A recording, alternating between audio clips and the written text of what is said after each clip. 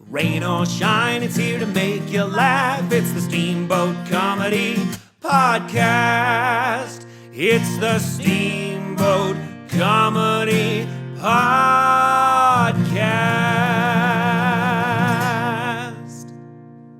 And now your host, Kyle Ruff. All right.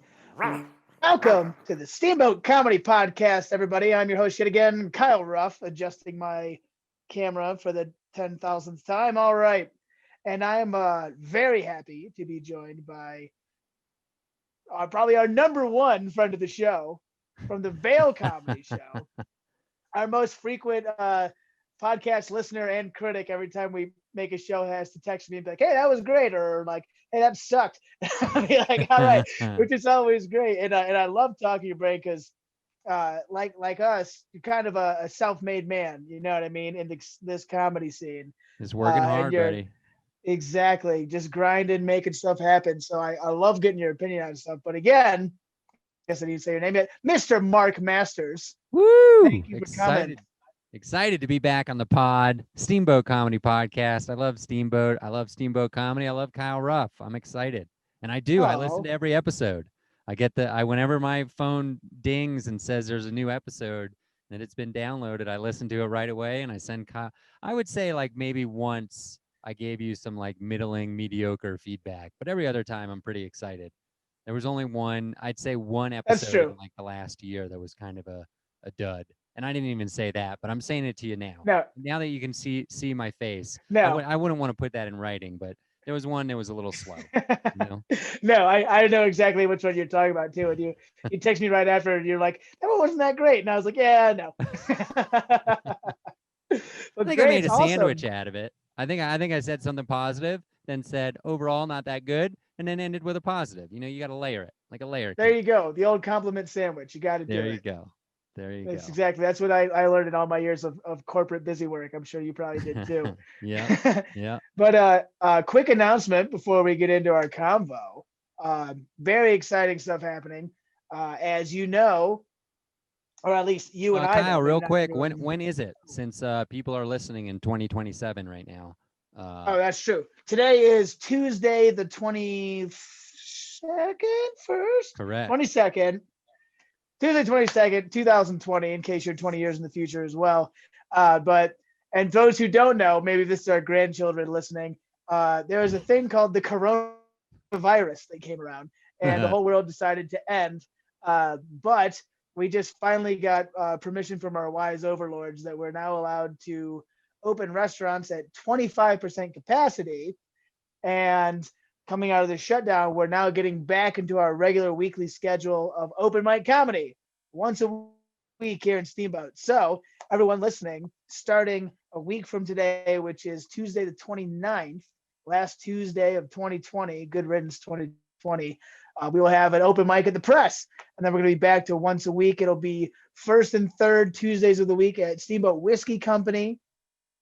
And then the second and fourth right down the street at the Press. So we're really excited to be working with those guys again.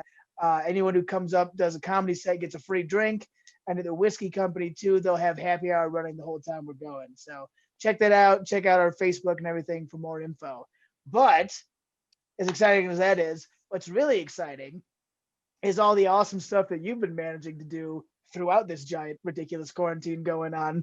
With the world ending, you're still chugging, plugging those comedy dates. So yeah, I wanted to really talk to you, pick your brain, because I know you've been doing a lot of stuff. So yeah, I want to get like a rundown of what all of these online comedy shows you've been doing, and like what is that experience like doing all these different online gigs, one just online versus regular. I mean, we've talked about that a decent amount on the show, but I'm very curious as to like, now that you've seen several different people doing those kind of productions, like how do they compare and contrast kind of stuff? So yeah, go ahead and start at the beginning, man. Yeah, man. So Kyle's absolutely correct. A lot of in-person opportunities are shut down. Some of them were outdoors, and it's too cold now because it's December.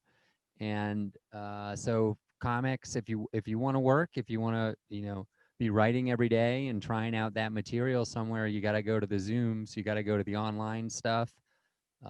So that's what I've been doing. I just finished 7 shows in 7 days recently, which was a little bit of an accomplishment for me. I think That was they're all 7 online, and they were fun. They're and different, man. You perform with from the bottom of the barrel, like just beginning open micers to I just tonight we're recording this like a few days after this 7 days ended. I did a workshop mic with a guy who was on late night with Stephen Colbert. So, from the Awesome. bottom to the top all the way, you get to work with all kinds. And I think the online, people hate the online. People love to hate on the online. I think it's not all bad, is what I'll say. It's like that episode you had. It's got some goods. So let's give it a compliment sandwich. Get a sandwich here, yeah. People will hate the first compliment, but I'll say I'll quote my friend MK Paulson, who I heard say, "This is the golden age of prop comedy," which I kind of agree with. I have a killer prop joke which would not work in a comedy club at all because it wouldn't. First off, it would be the surprise would be destroyed because I'd have to carry the prop onto stage, and it wouldn't make any sense to have it anyways. But if you're watching me in my living room, it kind of makes sense that it would be nearby, and you can't see it until I bring it onto the camera, and it's fun. It's a fun, silly. The comedy's about being silly. So I think that's interesting. Agree. I think you've seen some of my stuff. I also do some stuff where I put graphics on the screen, kind of like the Daily Show would. Sometimes like like a newscast style, sometimes different, just to give people a context to something I'm talking about. And that's kind of helpful. Maybe that just means I'm a bad joke writer, but I've been doing some of that as well. So No. We were talking before the online competition I did a while back with a friend of both Vail and Steamboat Comedy from the Behind the Bits podcast, Mr. Scott Curtis. Scott Curtis, everybody. Show. Yeah, Scott Curtis, great guy. Awesome podcast too. Great guests, especially, a couple of them were really good. But have you had I did on his your pod? We did like a simultaneous release kind of thing. Yeah. So I was on his, he was on mine. We just recorded one big one. But I did his online competition, and it was one of the first, I think, online ones I did. And same thing, it's a fun medium to play with because I was doing a thing like kind of, if you look at those watching on YouTube, you can see obviously we're in like a little box, and I was doing this thing. And after like about 2 bits, I was just like, "Oh, by the way, can you guys see me?" And I backed up a little bit, and I had like a belly shirt on, and then just like my leopard print tight spandex on. I was like, "Oh, is that okay?" And I was sticking out my ass all funny. So there's some opportunity to play with the medium. Yeah, I think it was a lot of fun. Yeah, and those of you who are only listening and can't see us right now, Kyle has a small box, very little box, like he said, and I have a much larger box. I've taken up more space on the video. Sorry about that, Kyle. Hey, it's not how big your box is, it's how you use it, right? I guess so. No, it's about it. I don't know. That's what people with small boxes say. Yeah, it's both things. It's both things, I'm sure. So yeah, I'm glad you're seeing some positive in the online stuff as well. Sure. Yeah. So how about I sling out 7 shows? You ready for them? Yeah. Let's start with show number 1, man. Yeah, show number 1 is my own show. How about that? Is a little bit of a plug. Comedy Test Kitchen. It's every Friday night. Kyle Ruff has been on it at least twice that I know of. He was there in the beginning when it was very bad. It was just not good. Was still trying, like my book, not good yet. Because it did get good. It's gotten much better. It's got like good production value. I hear from comedians all the time. This is like, it's a glorified open mic. It's a showcase. But it occasionally we get pretty good names on there, and it surprises me. I have coming up next year, I have cruise ship headliners. I have this guy who performed with Dave Chappelle in Yellow Springs. Like, he was the opener when Dave was recording 846, the Netflix special that's out. So he did 15 minutes ahead of time. His name's Gabe Kia, very funny comic out of Cincinnati, Ohio. He's going to be on the Comedy Test Kitchen on February 29th. So I don't think the tickets are available yet, but you can get them once they come out. And Mike Marino, New Jersey, cruise ship, comedy club, touring guy. Mark Yaffe, he's got a dry bar special. These are all people coming up. We got a cool show on January 22nd, 2021. 12-year-old kid from the Boston area is going to be on that show, and all the comics are doing. That is wild. Stuff. I know. It's and every show's 30. Who knows? That show could be terrible. I have no idea, but it's only 30 minutes. Your total investment is 30 minutes. You're going to see 5 comics guaranteed. So if you don't like one, just wait a few minutes and you'll see the next one. And it's been a lot of fun. But anyway, so this show had a guest host, had Micah Rem from Fort Mill, South Carolina, who just stepped up. She has my book. She's also a connection through Scott Curtis. Just a real Nice. good go-getter, up and coming comedian. And I was like, I needed somebody to host, and I thought she would do a great job, and she did. She hosted with Jake Hovis on a lineup, Nick Carter out of New York City, Annette Mullaney from San Francisco, California, and Joe Welke from Los Angeles, California. It was a stacked lineup, and I'll tell you what, Kyle, I was nervous because I've hosted every single Comedy Test Kitchen. It was the first time I wasn't there, and I did not like that feeling. But I did like the feeling of why I wasn't there, which was I was getting paid to do comedy at a comedy club virtually in the Boston area at the Comedy Studio. So that's the end of the first show. You got any questions about that first show or any comments on your Comedy Test Kitchen experience?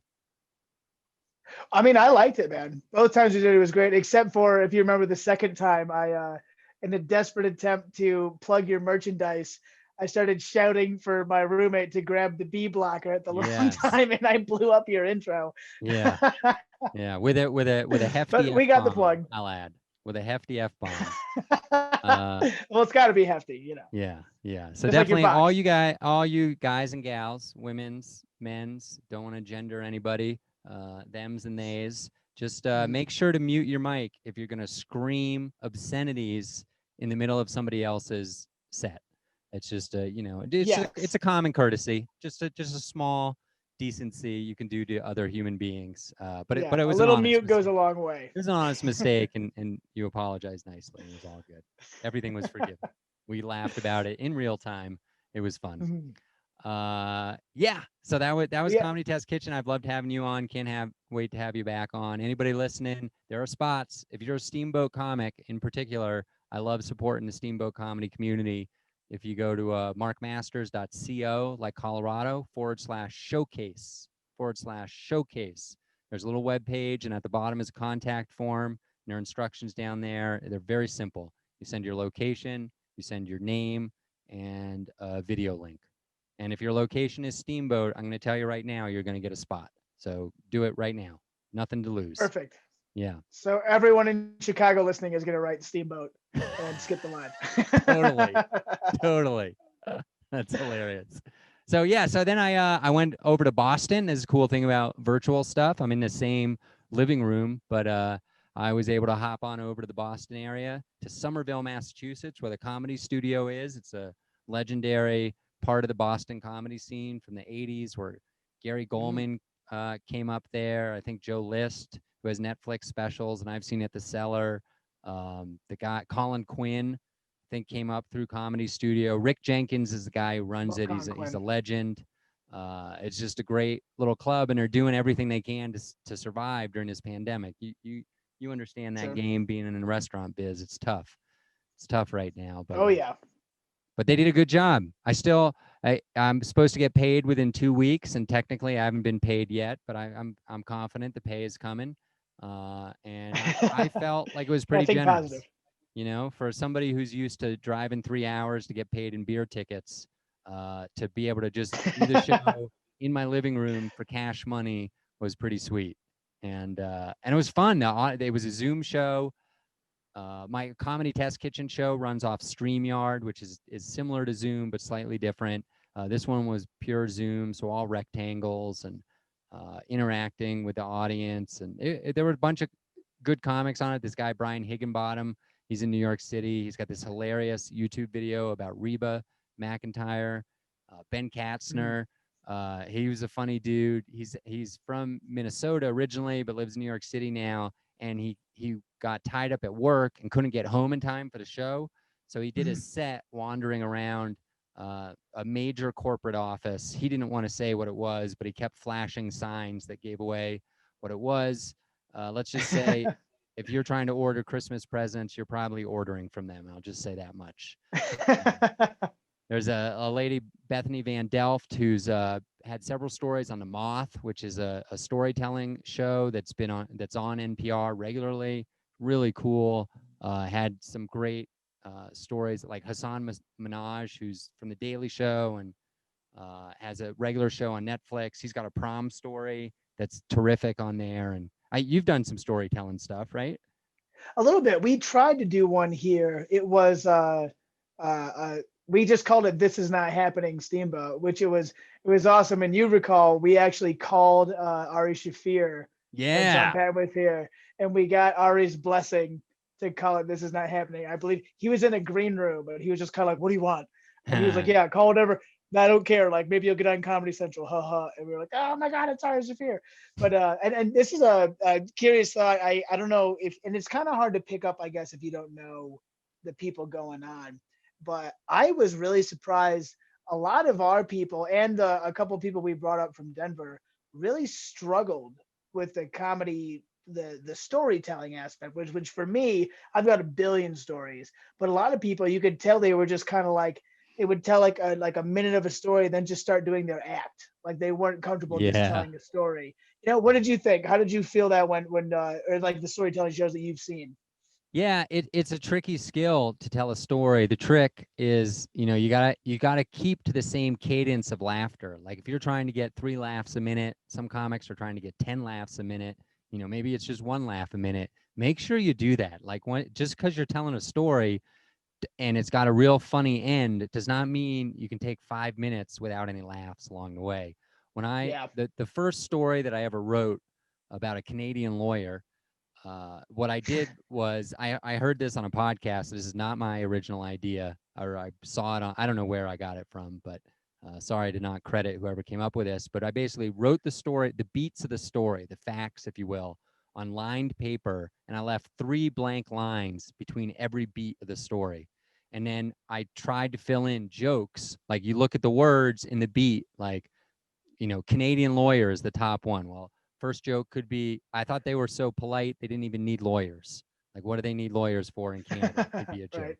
You know, uh, I don't know. Did something about student loans? Maybe anytime you talk about Yeah. law school, maybe They there's don't a joke. actually have money. They just have maple syrup that they trade or Yes, whatever. I don't exactly, exactly. So you know. try and make 3 jokes about each line. Hopefully, 1 or 2 of them are funny, and then as you tell the story, you say a line, you say a joke, you say a second joke, then you get into the next line, and you guide people. You're telling a story, but really what you're doing is telling a bunch of small jokes along the way, which I think this now is a great time to just organically plug Joke Prompt on Twitter, which is my favorite new thing for joke writing. Can you hear me going into advertising voice right now? That's right, folks. Twitter.com/joke prompt. That's JOKEPROMPT. It's a daily writing exercise every morning, 8 a.m. Pops out a new word. Today's word was law. What was my joke today? I think you'll like this. It's got a libertarian, what is that? Libertarian bent to it. See if I can say something, Kyle, while I pull Okay. this up. Yes, libertarian. I actually, speaking of which, I did a show with pertaining to libertarianism with my friend Robbie Bernstein, which we Oh can talk yeah, to you about maybe a little better. But that was one of the few things I've had to do. Obviously, we did our shows at the park, which was great. We haven't really run any online stuff, but I did get an opportunity to do an in person in Philly with my good friend Robbie Bernstein, and you can check him out on the Part of the Problem podcast, which is a political libertarian comedy show that they do, which is great. So if anyone's interested in that kind of politics, check it out. And yeah, you know that I lean that way because you see me bitching about the government online, probably like everyone else does. So, yes, but anyways, I've heard it. So anyways, so today's word of the day was law. Came out at 8 a.m. Eastern, and I racked my brain. I wrote down a bunch of stuff, and this one I'd give this one a C. It's mediocre, but this is what I came up with today and okay. tweeted at Daily Joke Prompt. Congress this time of year is like Santa's workshop, except they create laws out of thin air and trillions of dollars. As you can tell by the Of raucous debt. laughter coming out of Kyle's mouth, he had no idea that was the punchline, which means I need to go back to Santa's workshop on my joke writing, which is fair. That was a fair reaction. Yes. I'm just going to assume that Kyle in his mountain town doesn't know yet the stimulus package passed in the House, and they are creating more money than we created during the last financial crisis, in the second stimulus now. But let me get off my high horse, my money printing high horse. Anyways, Bethany Van Delft, she was great. And then I thought Bethany was going to headline, but instead this guy, Chris D, headlined. I'm going to read his name from a piece of paper here. Chris Dimitrakopoulos. Hope I said that right. He was so funny that I booked him on the Vail Comedy Show, which those that are watching can see the backdrop behind me, vailcomedyshow.com. January 21st, 2021, we're back in business. We got a sponsor lined up to make it possible. We've already got comics booked from Los Angeles to Boston. It's going to be a great time. Check it out. Yeah, Christy, very funny. Excited to work with him again. So that was Boston. That was Somerville, Massachusetts. I guess you just told an East Coast comedy story yourself. So we've had a similarity recently, but you flew there. I did it online. That's true. Right on. Yeah, I've never really been to Boston stuff. We do have our resident Bostonian, Jared Morrill, who is a regular on the Steamboat Comedy podcast and also has his own show, The Moral of the Story, which you guys should check out under our umbrella, the Steamboat Comedy Podcast umbrella. It is a lot of fun. You should actually hit up Jared and tell a story on his podcast. It's a lot of fun. That's a great premise idea. is that and he tells like a story, or the guest tells a story just of like their life experience, and then once they're done, they kind of said like, well, what's the moral? Like, what can we learn from this story? And I've been on there. Our mutual friend Pat Truer is on there, actually on the first episode. It was a really good episode. I listened to that episode. Yeah, I just know all of the. Yeah, thanks. Yeah, it was a lot of fun, and I just know all of the jokes about Boston and all the crazy people of Boston, but I've never been there. Yes. So, but that's cool. That comedy club. What was it again? Say the name again. The Comedy Studio. Where Colin Quinn went and all. The Comedy Studio. Comedy Studio. That's what it was. Yeah. It's had multiple locations. That sounds like an awesome place. I'd love to get out there and check it out. It used to be like in a Chinese restaurant. Like when the Chinese restaurant closed, they moved all the chairs out, and that's where Gary Goldman started and would do stuff way back. I've heard of this place. Yeah, but now it's in a weird I don't know if you've ever been to Las Vegas. They have this little like shopping center that's a bunch of shipping containers stacked on top of each other. It looks exactly like that. It's a bunch of shipping containers in Somerville stacked on top of each other in the center of like the worst traffic ever and construction. But it doesn't matter because nobody's driving now anyways. So yeah, right. Exactly. So that was a comedy studio. Right.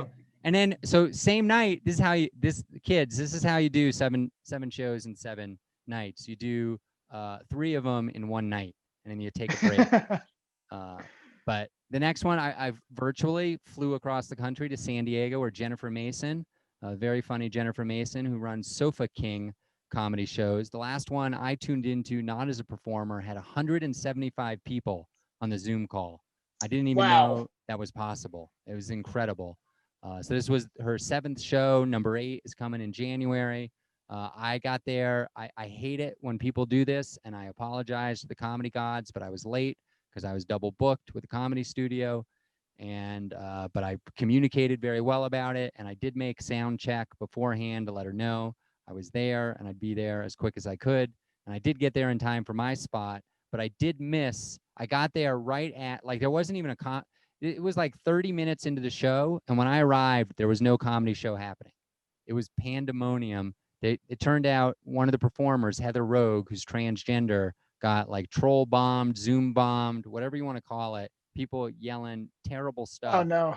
Yeah, it was apparently really bad. But I missed it. And it kind of derailed the whole show for a little bit. Luckily, I didn't have to go on next. Asher Mack took that bullet and was very that'd be funny. hard to follow. Yeah, for sure. But Heather's going to be on Comedy Test Kitchen in the new year, so I'm excited about that. So some positive came out of that, and that was a fun. That was one of these shows where I don't know if you've had learning experiences in this online stuff, but I had one that maybe will translate to comedy clubs eventually.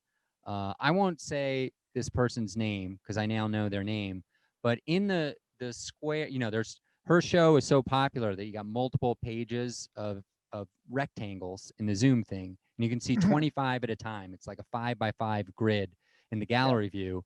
And the person right in the center square, right in the middle of the tic-tac-toe board, is clearly reading something else on her screen and grimacing the whole time. Like she's looking at her taxes or her investment portfolio. And she is just like, every time I hit a punchline, I'm scanning people's faces and I keep looking right in the center. And she looks like she's taking a dump. Like, and it's not an easy one. It's having trouble. Did you call her out? I did, and I regret it now. Oh. Yeah, so there's another lesson. I probably shouldn't have said, I called her out once, just to kind of like polite, jokey, let her know that I was paying attention and she clearly wasn't and was making a funny face, and then she did it again, and I lost my train of thought in a joke because I like thought I'd cleaned it up. And oh no.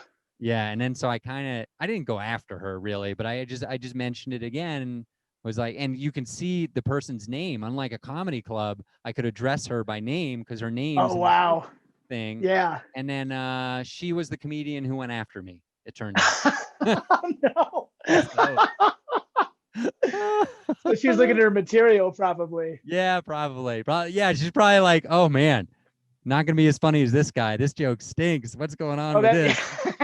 That was the grimace. She didn't want to follow you. She did a great job. She did a great job when she followed me and was very smiley and looked great. And but it was a funny experience for me because it was just a reminder that you can get thrown off by things. You really got to know your material well, or just be natural, or things out of your control can derail you. So definitely. That was a lesson. That's funny. Did she say anything back to you in response? She did not. I would guess that I don't know. I don't know what her opinion is. If she felt like she was in the wrong, or if she felt me calling her out was in the wrong. The showrunner, I've worked with her since and talked to her a bunch, and I didn't hear anything negative. So sometimes I'm oversensitive on that stuff. Like I try and be nice to everybody all the time because that's the way I want to be treated. I want people to be nice to me, and I'm rarely the funniest person in the room. And just because I'm still an up and comer and trying to get better at this craft, I don't like it when people are rude. So yeah. I feel you. You give respect to get respect, right? Yeah, exactly. So there we go. What are we at? Is that 3? That's 3. That so was 3 in one night. So 3 moving on.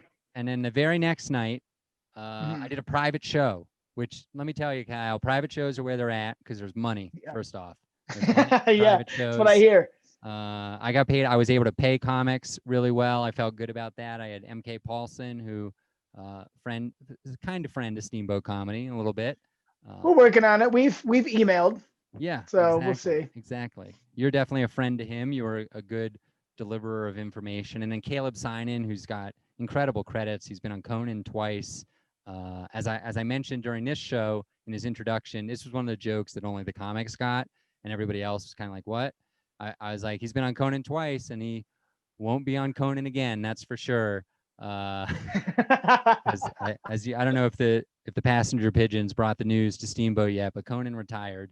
He's the show's over. They're not doing it anymore.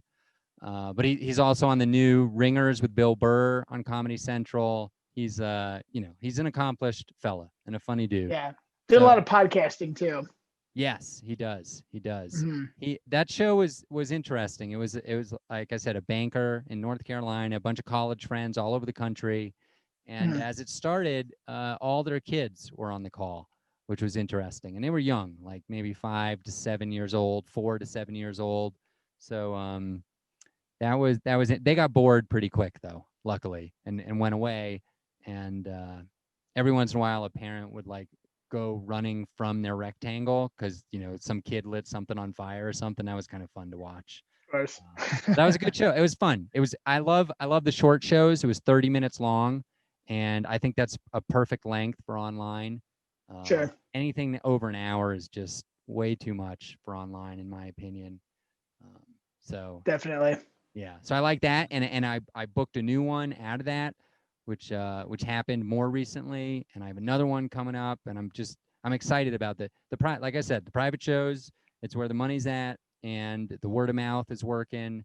And I'm just really happy that, earlier we talked about the Comedy Test Kitchen and how I worked hard at it when it sucked and wasn't any good. And I've since figured out how to make it good. And now I have something that I can deliver to people who are willing to pay a pretty decent chunk of money for quality entertainment and high production value. And I only have the skills to do that because I did it for free forever on the Comedy Test Kitchen, working out all the wrinkles and figuring out how to do it. So. Oh yeah, and that's what we're trying to do here with Steamboat Comedy. Is there's a lot of like big corporate events and things like that. People come out here, they bring their whole business out for a ski trip, and trying to get the private gigs going so we can kind of like not only have good exposure but get our people paid. There's a lot of young hungry people here and stuff, and that's what we're building towards. I have had a couple private gigs that are people have reached out in the last 6 months, one very recently, and I was like, here you go. This is how much it costs. They're like, ooh, we have a budget of like $50. Can we get like an hour comedy show? And I'm like, go fuck yourself. so we're working our way up though. We'll get nice. Nice. That's great, man. I love what you guys are doing in Steamboat, and you do everything that I love in a comedian. You work hard, you put in the time, and you're humble about it. So you're doing everything right. So the good stuff is going to, and the good stuff has come. I mean, to those listening who don't know Kyle's backstory, he's had Comedy Central half-hour headliners like come to Steamboat and perform in the middle of a pandemic, which is incredible. Like, it's amazing. Some of the shows you've put on have really blown my mind. You've done some incredible stuff. So thanks, bud. I mean, we're just like I said, like you just got to put in the work and keep going. And we've accomplished a lot of cool things in a short amount of time. And had this pandemic not hit, we were on a great trajectory. And it's been slowed. It hasn't been stopped. It's been slowed, but we're gonna keep it going, man. And we're gonna keep you being a part of it because we love you coming up and doing stuff and working with you and all that stuff too. So awesome. Yeah, man, very much. That's why I love talking to you because you get it, man. You get the grind. I do. Speaking of grinding, and speaking of connections and working Show well, 5. Playing well with others. Yeah, show 5. Here we go. So this is an the last 3 are kind of weird. We'll call them the oddball shows. We're out of the weekend now. The weekend's the money. This one's technically Sunday. I guess you could call it a weekend. Actually, 10 in the morning. But let me back up a little bit. So Jennifer Mason, she's the showrunner of the Sofa King that I mentioned before in San Diego. We kind of hit it off in terms of just like the same way we have in terms of just nerding out about comedy. Did a one-on-one Zoom call, just opportunities to learn. How are you? Basically, this conversation we're having right now, we had privately. Like, what opportunities are there for performing? We also talked a little bit about show running. But then like a week later, she shot me an email and was like, hey, I'm doing this festival, New York Comedy Underground Festival, and they have free classes. Here's an Eventbrite link. And I'm all about that stuff, And so I attended several of these classes, and they were terrific, really good. And I didn't pay anything for them. So apologies to the organizers. I did offer them some money, actually. And the guy, James Mendrinos, real stand-up guy, I said, what's your Venmo? I'd like to send you some money for these classes I've been taking for free. And he said, just keep it and pay it forward. So right on. Real good dude. And I heard a rumor today that they're going to bring that back in June. So anybody listening, check those guys out. Cool. Anyways, I do that. I took a bunch of classes, and in the classes, I'm like looking for people who are interesting. And then I like Google them to see if they have any credentials. And then I send them private chats like, hey, check out Comedy Test Kitchen, And one of the people in that group turns out to be a guy who lives in Jerusalem, Israel, which is a cool thing about this Zoom comedy, nightmare we're living through is you can perform, I performed in Australia, in England, all over the place. He runs a show called the International Show at 7 p.m. Jerusalem time every Sunday, which is 10 a.m. in the state of Colorado. So probably other than my Australia show, which I'd call late night, it was more like 4 a.m. I went back to bed after. This was the earliest where I stayed awake. And it was a fun show. Comics from Switzerland and Sweden and Italy and England and America, all in the same, and Israel, obviously, all in the same show. So that was a weird one and a weird, complicated path to get there. So So That's awesome. That's really cool. Yeah. Making those kind of connections. And I always find it interesting just talking to people from other places and other countries and cultures, let alone doing comedy with them, is a whole Yeah. nother ball game, you know? And Totally. yeah, I'm sure that it was probably weird thinking about like what jokes are they going to even understand in this international audience? Because there's little things. I've known a lot of people from around the world from where I used to work in national parks, and there's little things that you don't think about that it'll just come out of your mouth and they'll be like, "What are you talking about?" Right. So yeah, I don't know. Did you find any challenges with that? Not in it. I sent him a list of things because I've experienced this before. I don't know if I talked about this the last time I was on a podcast, but it's very quick. I did a show in Canada, and I told a joke where the punchline involved HBO, and it just fell totally flat. And I found out later that they don't have HBO in Canada. It's called Crave. So it's the same thing. It just has a different word. And Yeah. so, they kind of vaguely are aware of HBO, but anytime you make the audience think about it, it like ruins the flow of the joke. So Oh, I had a I was, moment like that, not to interrupt, but it yeah. just even in Philly. Okay. Um, I have a joke here about BYU, Okay. Yeah. which is Brigham Young Yeah. University, Of right? course. You might remember the Go one so Mormons. yeah, yes, exactly, the Mormons. And because we're close to it out here, it kind of like you say that everyone's like, "Oh, crazy Mormons." Yeah. I dropped that line about BYU in Philadelphia, Now, and there were Kyle, literally people. sorry to Yeah, interrupt, but just in case they are correct, I want to make clear that I don't think they're crazy Mormons. They're just interesting, good planning Mormons. They're yes, excellent planners and good at producing families. So, all right, continue your yes. story. Sorry for the And interruption. I also hope that I get my own planet. And the good news, if you didn't know, because I have some friends who are ex-Mormons, is that everyone in the world who dies, they get your name and they pray for you on your death or like after you die. So Oh, you might still go to Mormon heaven and get your own planet. Good news. all right. But in Philadelphia, I just dropped just a quick one-liner about BYU, and there was literally someone in the audience because my buddy was in the audience and told me it didn't hit as hard as it normally does. Uh-huh. And my buddy Doc, he said that the guy behind him turned to somebody and was like, "What's BYU?" Like I had to explain it to him. So that's Yeah. just in the same country, let alone in Lebanon. You know what I Yeah. mean? So you got Yeah. to know your audience. So the Israel show is in. So yes, perfect example.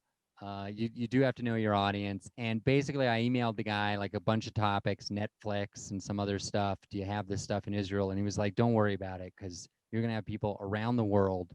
So just do your stuff and hope for the best." Was basically his advice, which I will pass on to you because, in the interest and following the philosophy that we've tried to espouse on this podcast, that you should help others and work hard.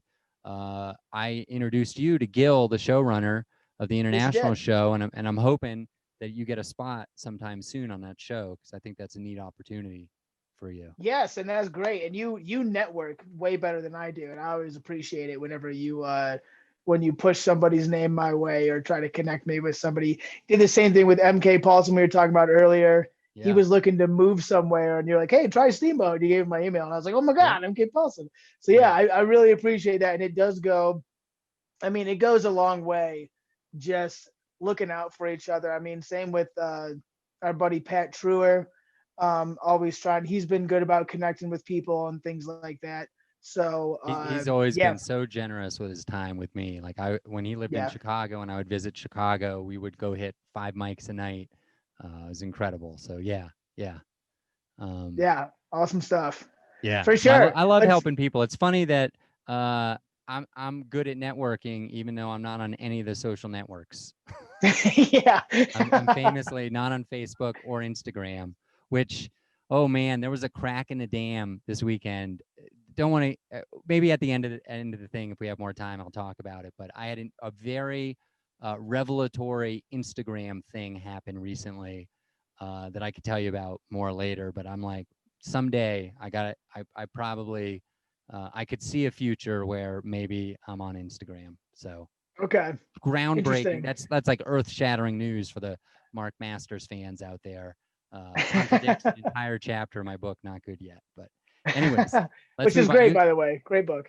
Yeah, thanks. Let me know if you get on that show. I can't wait to hear about it, and maybe even Yeah. tune in, because what the heck am I going to be doing at 10 a.m. on a Sunday? might as well get on and watch. All Sure. right, only two shows to go, and we'll make them quick. All right, yeah, let's do it. Wednesday, December 16th, I did a meetup group. Kyle, who does comedy at a meetup group? Somebody who wants to work hard and just practice their voice and find an audience anywhere. And there were like, I don't know, 60 to 75 people tuned in to this meetup group. It was pretty terrific. They were out on the East Coast, and it went well. And as it turned out, I'm such a fan of this like serendipity stuff. I agreed to do this show for free, and then the lady who organized it had a cancellation the next day for a paying gig. And then I did a good job, and she booked me for this paying thing, which I'll go right into. Show number 7, Thursday, December 17th. Nice. Washington, D.C. area trade group, online trade group, 50-ish people on a Zoom call, button-down suits, very, a weird environment for comedy for sure, but more practice and experience. And it actually paid something, which was a real surprise to me. So a nice end to the 7-show run right there. And that's awesome. That's how you do it, kids. Just roll the dice, get out there, take chances, take risks. Things will happen. From one of those things, I got a new event in Kansas. I got an event with a hospital group. I got some senior center stuff going on, and it's just, the more you do, if you do a good job, I get there, I'm as professional as I can, I'm as funny as I can be, I bring my funniest friends with me on some of these events, and then people want to work with you again, hopefully. So that's great. Yeah, that's exactly right. Couldn't say it any better. You just gotta like Michael Jordan once said, you gotta shoot to score or something. I'm paraphrasing, but you get it. Yes. I think it was Gretzky said you miss 100% of the shots you don't take. I think it was Wayne Gretzky playing horse, and he picked up a baseball bat, and I don't know if I'm mixing metaphors at this point, but he passed the baseball bat to Larry Bird. Yeah. Right. And, Bobby Orr was involved, and he was rowing a boat with the oars, and yes, it was profound what you just said. Yes. I agree completely. And the point is, you got to work hard, and you'll achieve your dreams, just like Bobby Orr on a boat with Larry Bird, and you get it. So yeah, no, that's great. No, you're doing it exactly how you got to do it, man. And I really appreciate your grind and how much work you put in. And like we mentioned earlier, man, your book, for those people listening, if you're interested in doing comedy, and I've tried to shove that book down the throats of some people who live here who don't know exactly what like the big city grind is like. Sure. And I'm like, dude, like this, it's because your book is all about the first 6 months of starting doing comedy and how not glamorous it is. You know what I mean?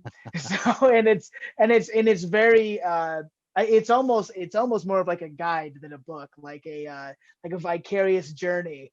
And I loved it. It was awesome. You did a great job with it. So I like to say check it out. Yeah, anybody with a dream can benefit from it. It doesn't have to be comedy, but if it is stand-up comedy, it's definitely helpful.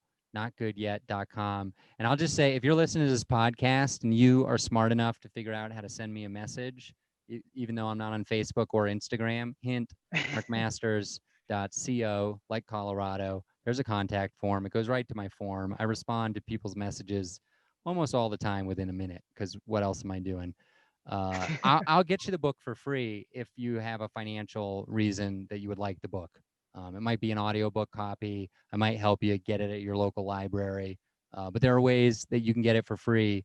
And I would love to get the story out there, get it in the hands of the people. And it's been all around the world at this point. And it's awesome. Got some valuable lessons in it. So definitely check it out. For sure. Awesome. Well, is there anything else you want to plug? I mean, well, thanks for taking us on this journey of your 7 shows in 7 days. It's amazing. Yeah, that was fun. I love talking comedy with you. It's like we were on a road trip or something. Just two guys talking comedy. Plugs, yeah, sure. I feel like I plugged a lot of stuff. I plugged Joke Prompt on Twitter. Check that out. I just want more people on there telling jokes. The community is growing every week. And what else? Comedy Test Kitchen every Friday night, 6 p.m. Mountain, 30-minute show. You need tickets. You have to get them on Eventbrite, but it's a free show. So why not give it a shot? If you're a comic, I'll get you a spot. currently booked all the way into March of next year. Wow. It's insane. That show has grown. It's incredible. The growth is wild. Vail Comedy Show is coming back. It's a monthly online through April right now. Maybe we'll do an outdoor show. Would love to get some feedback from you, Kyle, on how to pull that off. Sure. But I know a couple places. If it's a temperate spring and there's going to be some sunshine, maybe we'll do an outdoor in person. But Vail Comedy Show, we get nationally touring headliners. It's also a free show, supported by sponsors. And what else can I plug? I don't know. I do private shows. Question. Yeah. And this is maybe something we can talk about more after the podcast. Do you Sure. have any interest in either moving the Vail thing indoors sooner, or doing some kind of a half online, half in person thing now that there's some capacity? Yeah, excellent. I can cover that right now. That's a great question. So we, before the pandemic, had an amazing run at Vail Brewing Company in Eagle Vale, Colorado. Support VBC, Vail Brewing Company, 2 locations in Vail, Colorado. Check them out in the Vail Village or in Eagle Vale. They've been great to us. We've been great to them. We have packed out that place. We were on such a heater with that show. It was going incredible. I cried when we had to cancel months of book shows. It was brutal. But they are very safety conscious and are not interested in flouting the rules at all. And I respect that completely. And I have, off and on considered doing some, switching venues, but really the online show's been very popular. We get over 100 viewers on there, and That's we're getting great. great comics, better comics. I wouldn't say better comics, just different, the industry thinks they're better comics. These are people with Comedy Central half hours, people who've been on HBO, Netflix, incredible credits, and they don't have to fly anywhere to do the show. So we can do, Comedy Central headliner from California, and then immediately following them, somebody from Boston who's got a Netflix show. It's just bang, bang, bang with the hits. So I like the online shows. I'll tell you the one hybrid thing we have done is we've partnered with the Riverwalk Theater, the Riverwalk movie theaters in Edwards, Colorado. They're in the Riverwalk Center. Have had a real tough time during the pandemic. They're one of our supporters, and we support them. And our last show, we simulcast, we streamed it live in a movie theater. So they have a great happy hour. Wow. The show starts at 5:30 p.m. That's happy hour. That's right in the middle of their happy hour. They got beer, burritos, pretzels, popcorn. You can go there, get some snacks if you're comfortable with that kind of stuff. Get your treats, sit down, and see it on a big screen. I have pictures of it. It's pretty cool.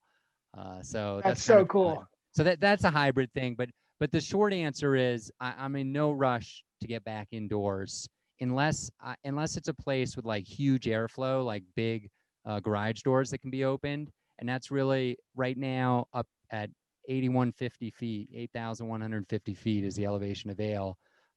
It's too cold until at least May, probably, to do that. Maybe April, but not at night. The shows, they're late, so it's too cold. So we're sticking with the online through April. That's the plan. And maybe May and beyond, we'll do something else. But we do have that hybrid in-person Riverwalk Theater thing going on. So awesome. That's great, man. Yeah. That's cool. Yeah. The last thing I was going to plug right before you had that great question was just the private shows. If you got really, the bread and butter is families. Like, this is a tough, lonely, disconnected holiday season for a lot of people. January, February, it's going to be similar. People are going to be isolated. If you got college buddies, if you've got, friends and family across the country, this is a terrific time to laugh. And you can get them all together on a show that's very personal. It's kind of cool. It's curated. I don't want to get too much into the secret sauce of it, but I'll just tell you that every time I do one, I sell another one. So people are really liking them. Reach out if you got a rich uncle or something like that. And you'd be surprised how affordable getting TV star comedians into your living room can be. So that's awesome. That's great. Yeah, I would like to pick your brain on that a little bit, maybe after the podcast. Yeah. But Cool. Yeah, and that's great. All that stuff. Check out, like I said, markmasters.co.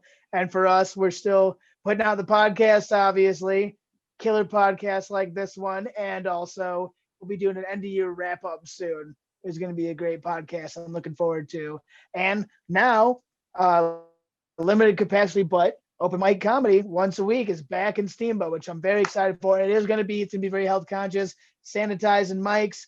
We got an actual plastic shield that goes in front of the performers, and some cool. things like that. So yeah, and it works out. I saw that's a whiskey company. I saw a band there that's popular here, Buffalo Commons, did a show with the glass thing in front, and it was not as weird as I thought it was going to be. So hey, that's the best you can hope for right now, right? Not as weird as you'd think. So yeah, so thanks so much for coming in. It's always great chatting with you. Normally this is just, I'll be on the road to Denver, or we'll just once a week or so, we'll just call each other and bullshit about comedy. So now it's recorded for all the people. There we go. Thank you, Kyle, for having me. Thank you, Steamboat Comedy, for everything you do. I love the town of Steamboat. It's a beautiful place. Can't wait to get back there soon. So thank you, everybody. Great. Awesome. Appreciate it, Mark. And thanks, everyone, for listening. We'll see you next time. Peace out. Bye. Rain or shine, it's here to make you laugh. It's the Steamboat Comedy Podcast. It's the Steamboat Comedy Podcast.